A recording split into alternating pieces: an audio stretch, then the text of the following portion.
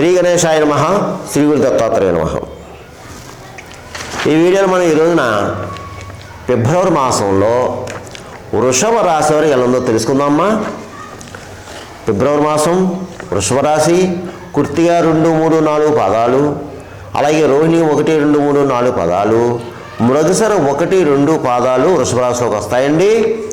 ఈ రాశిలో ఉన్న స్త్రీలకి పురుషులకి ఈ ఫిబ్రవరి మాసం బాగుందండి. అన్ని రకాలుగా, అన్ని విధాలుగా, అన్ని రంగాల వారికి బాగుంది. చాలా యోగదాయకంగా ఉందని చెప్పుకోవచ్చు. ఈ మాసం మీకు మంచి అనుకూలమైన మాసం అండి. వృషభ రాశి వాళ్ళకి చాలా మంచి అనుకూలమైన మాసం.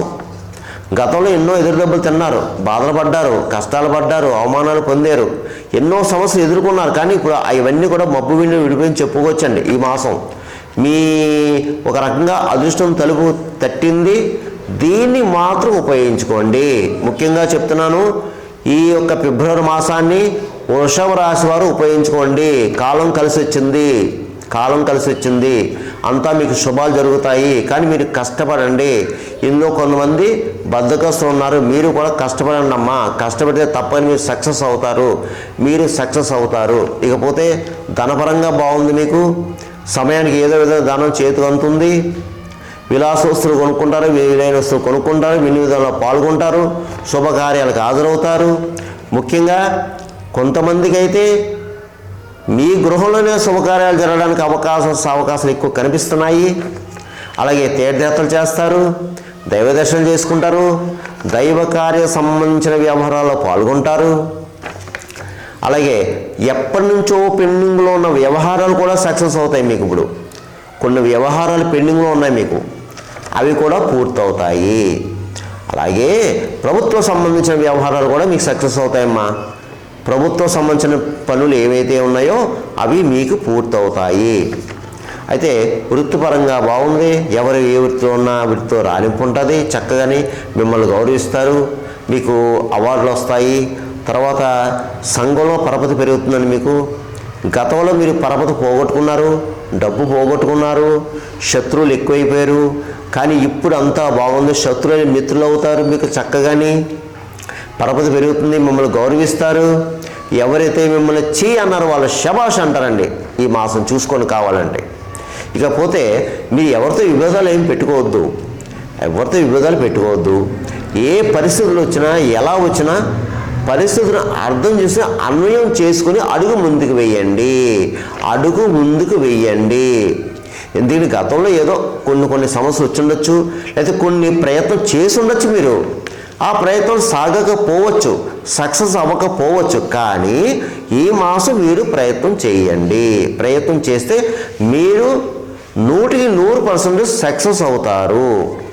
పోతే మీ లక్ష్య సాధన ఏదైతే ఉందో దాని మీద దృష్టి పెట్టండి. మనోధైర్యంగా ఉండండి, మనోనిబ్బరంగా ఉండండి. ముఖ్యంగా గురువుని, బ్రాహ్మణుని, పెద్దవాడిని గౌరవించండి. ఎవరితో అసభ్యంగా మాట్లాడవద్దు, గౌరవించండి, వాళ్ళని నమస్కారం చేయండి. ఇకపోతే ప్రయాణ విషయంలో మాత్రం కాస్త జాగ్రత్త అండి. ఏదైనా దూర ప్రయాణం చేసేటప్పుడు మాత్రం కాస్త జాగ్రత్తగా ఉండండి. భగవన్నామస్మరణం చేసి వెళ్ళండి.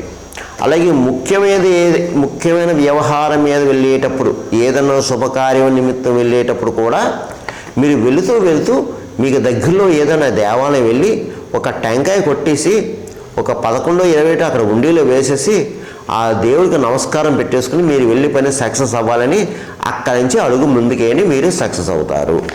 ఇకపోతే ఇతర దేశంలో ఉన్నవారికి బాగుందండి. విదేశాల్లో ఉన్నవారు కూడా బాగుందండి. వృషభ రాశి వాళ్ళకి విదేశాల్లో జాబులు చేసే వరకు బాగుంది. అలాగే చదువు రీత్యా, ఉద్యోగరీత్యా ఇతర దేశం వెళ్ళే వరకు కూడా ప్రయత్నం చేసుకోండమ్మా. మీ ప్రయత్నాలు సక్సెస్ అవుతాయి. అలాగే ఈ మాసం మీకు మంచి అనుకూలమైన మాసం. దీంట్లో ఈ రియల్ ఎస్టేట్ రంగంలో వరకు బాగుందండి. స్పెక్యులేషన్ లాభిస్తుంది. మోటార్ ఫీల్డ్ వరకు బాగుంది. అలాగే కాంట్రాక్ట్స్, ప్రైవేట్ కాంట్రాక్ట్స్ బాగుంది. తర్వాత టీవీ సినిమా రంగంలో వరకు కూడా బాగుందండి. మంచి అవకాశాలు వస్తే ఉపయోగించుకొని మీరు. అలాగే రాజకీయ నాయకులకు బాగుందండి. మీరు ప్రజల్లో గుర్తింపు తెచ్చుకుంటారు, మీకు కొన్ని అవార్డులు వస్తాయి, అలాగే మంచి మంచి కార్యాలు చేపడతారు. మీరు ప్రజలు గుర్తింపు తెచ్చుకుని, కాకపోతే మీ మీద అసూయ రాగద్వేషాలు ఉంటాయి, ఇతరులకి శత్రువులు మాత్రం ఉంటారు. తస్మాత్ జాగ్రత్త. మీ వెన్నంటే ఉండి వెన్నుపొడి పొడుస్తారు. డబ్బులు అయితే మాత్రం మంచినీళ్ళ ఖర్చు అవుతుంది. మీ మీద నరకోశం నరపేరు ఉంటుందండి, అది మాత్రం జాగ్రత్తగా చూసుకోండి. ఇక అన్ని రకాల వ్యాపారస్తులకి బాగుందండి. అలాగే కొత్త వ్యాపారం పెట్టుకోవచ్చు. జాయింట్ వ్యాపారస్తులకి బాగుంది, మంచి లాభాలు వస్తాయి.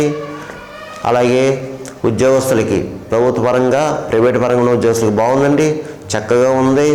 మీకు స్థల మార్పు కనిపిస్తుంది, గృహ మార్పు కనిపిస్తుంది. ప్రమోషన్స్తో కూడిన బదిలీలు కూడా రావచ్చు, శాలరీస్ పెరగచ్చు. అలాగే కొత్తగా ఉద్యోగం ప్రయత్నం చేసే వాళ్ళు కూడా ప్రయత్నం చేసుకోండి. కొత్తగా ఉద్యోగ ప్రయత్నం కూడా చేసుకోండి, మీరు ఏదో దాంట్లో సెట్ అవుతారు. ఇక చదువుకునే విద్యార్థులకు బాగుందండి, చక్కగా చదువుతారు, చదవాలి కూడా. ఇక వివాహం అయ్యే అమ్మాయిలు అబ్బాయిలు కూడా ప్రయత్నం చేసుకోండి అమ్మా. వివాహ ప్రయత్నం చేసుకోండి, మీరు ప్రయత్నాలు సక్సెస్ అవుతాయి. ఇకపోతే ఈ యొక్క రాశి ఫలాలు, గోచర ఫలాలు కేవలం మీకు 40% మాత్రమే పనిచేస్తుంది. మిగతా 60% మీ జన్మ జాతకం మీద ఆధారపడుతుంది. ఎందుకంటే నాకు కాల్ చేస్తారు ప్రతిరోజుని, మీరు చెప్పిన జరిగిన గురువుగారు, జరగలేదని గురువుగారు అన్నారు. కాబట్టి నేను చెప్పిన రాశి ఫలాలు జరగాలని రూల్ లేదు, జరగకూడదని రూల్ లేదు. ఎందుకంటే మీ జన్మ జాతకంలో జన్మ లగ్నాతో ఉన్న గ్రహాల యొక్క పరిస్థితి, స్థితి, జరిగే దశ, అంతర్దశ, అది కూడా మీరు లెక్కేసుకోవాలి కదమ్మా. అందువలన మీకు సరైన పండితులకు చూపించుకోండి, పరిహారాలు చేసుకోండి. ఒకవేళ నాకే ఫోన్ చేయాలంటే కింద నెంబర్ ఉంది, ఫోన్ చేసి అపాయింట్మెంట్ తీసుకోండి. ఇక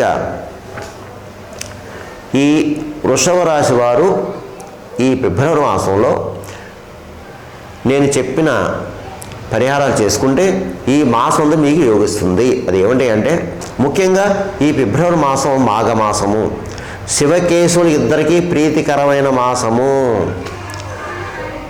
శివుడు అభిషేక ప్రియుడు, విష్ణువు అలంకార ప్రియుడు. చక్కగా ఇద్దరిని సేవించుకోండి, పూజించుకోండి. ముఖ్యంగా శివాలయంలో అభిషేకాలు చేయించుకోండి, పంచామృత స్నాన అభిషేకాలు చేయించుకోండి. అయితే సకల శత్రు రోగ రుణబాధలు ఉన్నవారు తప్పనిసరిగా ద్రాక్షరసం, ఆవుపాలు, చెరుకు రసం, దానిమ్మ రసం, మీ అవకాశాన్ని బట్టి ఈ యొక్క పదార్థాలతో అభిషేకం చేయించుకోండి. అలాగే బిల్వపత్రాలతో అర్చన చేయించుకోండి. ఇంకా ముఖ్యమైన విశేషం ఏంటంటే, ఇంకా పెద్ద పెద్ద సంస్థ ఉన్నవారు అన్నాభిషేకం చేయించండి. శివుడికి ప్రీతికరమైనది అన్నము. అన్నాభిషేకం చాలా సంతుష్టి అవుతాడు పరమేశ్వరుడు. ఇక మీ బాధలో కష్టాలు పటాపంచలు అయిపోతాయండి. మాఘమాసంలో అన్నాభిషేకం చేయించుకున్నా, మాఘమాసంలో అన్నదానం చేసినా, మాఘమాసంలో బ్రాహ్మణులకి అన్ని రకాల దానాలు చేసినా యథాశక్తి మీకు పటాపంచలు అయిపోతాయి. అలాగే ఈ మాఘమాసం చాలా ముఖ్యమైనది. వీలైతే నదీ స్నానం, సముద్ర స్నానం చేయడానికి ప్రయత్నం చేయండి. అయితే బావి ఉంటే ఇంకా మంచిది, బావి స్నానం చేయండి. ఈ ఏమీ కుదరని వారు కూడా ఉంటారమ్మా. సిటీలో, టౌన్లో ఉన్నవారు చక్కగా ఒక గంగాజలం బాటిల్ తెచ్చుకుని ప్రతిరోజు 30 రోజులు కూడా స్నానం చేయండి. అందులో కాస్త క్రిస్టల్ సాల్ట్, దొడ్డుప్పు వేసి చేయండి అమ్మా. అది నదీ స్నానంతో సమానము. ఇకపోతే ముఖ్యంగా మీరు ఈ మాసం చక్కగా వీలైతే ఇంట్లోనే సత్యనారాయణ స్వామి వ్రతం చేయించుకోండి అమ్మా మాఘమాసంలో.